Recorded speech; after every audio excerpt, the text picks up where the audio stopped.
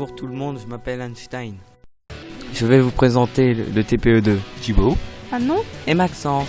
Leur TPE a pour sujet les disques optiques. Et ils se sont demandé comment augmenter leur capacité. Expliquons d'abord ce qu'est un disque optique. Le disque réinscriptible. Un disque optique composé d'une couche protectrice où se fixe l'étiquette, d'une couche réfléchissante en aluminium, d'un alliage thermoisolant et d'une couche à changement de phase. Le disque non réinscriptible. La composition est sensiblement la même, mis à part la présence supplémentaire de polycarbonate. Pour la gravure, il y a deux méthodes. Tout d'abord, le disque réinscriptible. Le laser de différentes longueurs d'onde selon les types de disques chauffe la couche de liquide à haute température, 14 MW pour faire une zone réfléchissante et à faible température pour faire des zones opaques. Ensuite, pour les disques non réinscriptibles, la couche de polycarbonate est moulée pour faire des creux et des plats. Puis la lecture, tout d'abord du disque réinscriptible. Le laser est envoyé sur les zones réfléchissantes ou opaques. Un récepteur est placé à côté. Si le laser est réfléchi sur le récepteur, l'ordinateur interprète des 0. Si rien n'est réfléchi, l'ordinateur interprète des 1. Le tout est mis bout à bout pour former un langage que l'ordinateur décodera.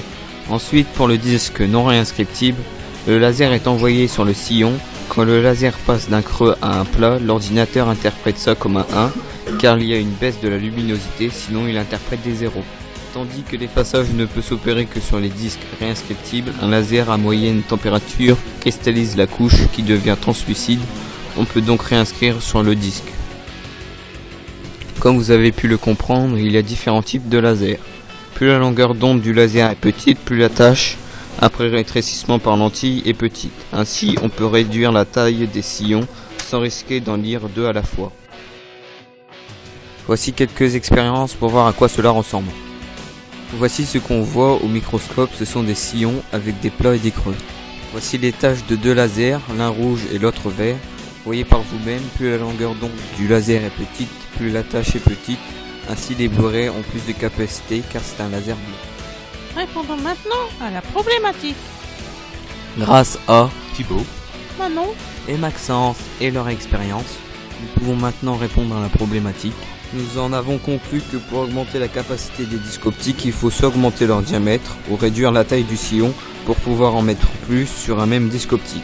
Par conséquent, il faudra un laser qui puisse faire une tâche plus petite que celle du laser du Blu-ray.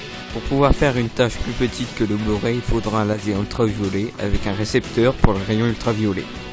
Ces lasers et récepteurs existent déjà mais coûtent très cher. Il faudra donc trouver une technique pour réduire le coût de fabrication de ces deux matériaux.